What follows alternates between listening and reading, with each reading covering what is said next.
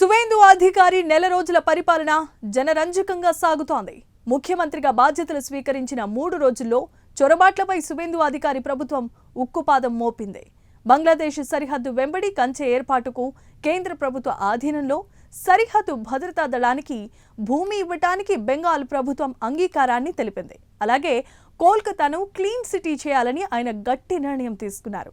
మొత్తంగా బెంగాల్లో చట్టబద్ధ పరిపాలన కొనసాగేలా సువేందు సర్కార్ చర్యలు తీసుకుంటోంది. అలాగే శాంతి భద్రతల పరిరక్షణకు సువేందు సర్కార్ అత్యంత ప్రాధాన్యత ఇస్తోంది. సువేందు అధికారి పశ్చిమ బెంగాల్ ముఖ్యమంత్రిగా బాధ్యతలు స్వీకరించి నెల రోజులు పూర్తయింది. మే 9వ తేదీన కోల్కతాలో అట్టహాసంగా జరిగిన ఒక కార్యక్రమంలో సువేందు అధికారితో గవర్నర్ ఆర్ఎన్ రవి ప్రమాణ స్వీకారం చేయించారు. ఈ వేడుకకు ప్రధాని నరేంద్ర మోదీ సహా పలువురు కేంద్ర మంత్రులు, అలాగే ఎన్డీఏ కూటమి పాలిత రాష్ట్రాల ముఖ్యమంత్రులు కూడా హాజరయ్యారు. సువేందు అధికారి ముఖ్యమంత్రిగా ప్రమాణ స్వీకారం చేసిన తర్వాత పశ్చిమ బెంగాల్లో కొత్త అధ్యాయం ప్రారంభమైంది. ప్రజలకు ఉపయోగపడే అనేక సంచలన నిర్ణయాలు తీసుకుంటూ ఆయన ముందుకు సాగుతున్నారు. ఏ నిర్ణయం తీసుకున్నా ప్రజలకు మంచి చేయాలన్నదే అందులో పరమార్థం అంటున్నారు ముఖ్యమంత్రి సువేందు అధికారి.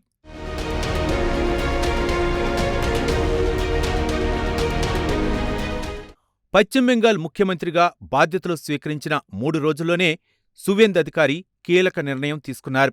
బెంగాల్లో బంగ్లాదేశ్ సరిహద్దు వెంబడి కంచె ఏర్పాటుకు కేంద్ర ప్రభుత్వ ఆధీనంలోని సరిహద్దు భద్రతా దళానికి భూమి ఇవ్వటానికి సువేందు అధికారి నాయకత్వంలోని బెంగాల్ ప్రభుత్వం అంగీకరించింది. ముఖ్యమంత్రి సువేందు అధికారి అధ్యక్షతన జరిగిన బెంగాల్ క్యాబినెట్ ఈ మేరకు నిర్ణయం తీసుకుంది. కాగా పశ్చిమ బెంగాల్ కొంతకాలంగా చొరబాట్ల సమస్య ఎదుర్కొంటోంది.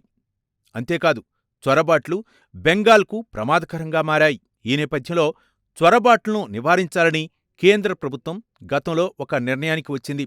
ఇందులో భాగంగా బంగ్లాదేశ్ సరిహద్దు వెంబడి కంచె ఏర్పాటు చేయాలన్నది కేంద్ర ప్రభుత్వం ఆలోచన. అయితే సరిహద్దుల వెంబడి కంచె ఏర్పాటు చేయడానికి అవసరమైన భూమిని పశ్చిమ బెంగాల్ ప్రభుత్వం కేంద్ర సర్కార్కు ఇవ్వాల్సి ఉంటుంది.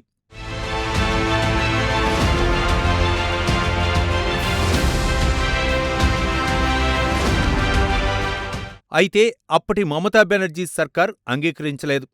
కాగా సదరు డిమాండ్కు సువేందు అధికారి నాయకత్వంలోని బెంగాల్ సర్కార్ సానుకూలంగా స్పందించింది.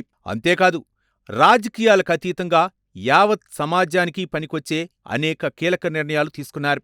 పశ్చిమ బెంగాల్ రాజధాని కోల్కతా పరిశుభ్రంగా ఉంచాలని ఆయన డిసైడ్ అయ్యారు. ముఖ్యమంత్రిగా బాధ్యతలు స్వీకరించిన తరువాత ఆయన కోల్కతా నగరంలో పర్యటించారు. ఈ సందర్భంగా కోల్కతా రోడ్ల పరిస్థితిని చూసి ఆయన ఆశ్చర్యపోయారు. రోడ్లపై ఎక్కడ పడితే అక్కడ చెత్త పేరుకుపోయింది. అలాగే రోడ్లపై పాన్ మార్కులు కూడా ఉన్నాయి. వీటన్నిటినీ ముఖ్యమంత్రి సువేందు అధికారి గమనించారు. ఈ నేపథ్యంలో ఇక రంగంలోకి దిగాల్సిందేనని ఆయన నిర్ణయించుకున్నారు. కోల్కతాను క్లీన్ సిటీ చేయాలని ఆయన గట్టి నిర్ణయం తీసుకున్నారు.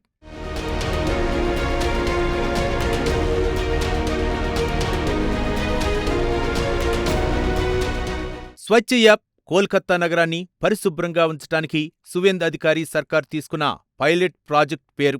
ఈ ఏడాది సెప్టెంబర్ 1వ తేదీన ఈ పైలట్ ప్రాజెక్టును ప్రారంభిస్తారు. రోడ్ల మీద ఎక్కడ పడితే అక్కడ చెత్త వేసినా లేదా ఉమ్ము వేసి గలీజు చేసినా వారిపై అధికారులు చర్యలు తీసుకుంటారు. చర్యల్లో భాగంగా ₹100 జరిమానా కూడా విధిస్తారు.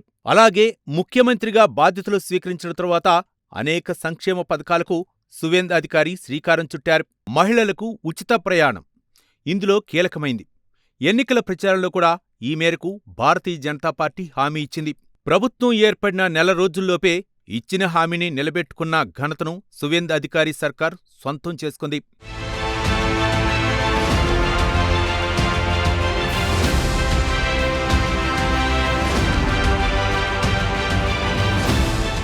అన్నపూర్ణ యోజన ఇదొక సంక్షేమ పథకం. పేద వర్గాలకు కడుపు నిండా అన్నం పెట్టే పథకం ఇది. అన్నపూర్ణ యోజన పథకం అమలు చేయాలంటే ఖజానాపై అదనపు భారం పడుతుంది. అయితే ఖర్చుకు వెనకాడకుండా పేద వర్గాల సంక్షేమం కోసం సదరు అన్నపూర్ణ యోజన పథకాన్ని అమలు చేస్తోంది సువేందు అధికారి సర్కార్. అలాగే అన్ని ప్రభుత్వ పాఠశాలల్లో వందేమాతరం గీతం ఆలపించడాన్ని తప్పనిసరి చేసింది సువేందు సర్కార్. అంతేకాదు, వందేమాతరం గీతం ఆలపించడానికి సంబంధించి స్పష్టమైన ఆదేశాలు కూడా జారీ చేసింది.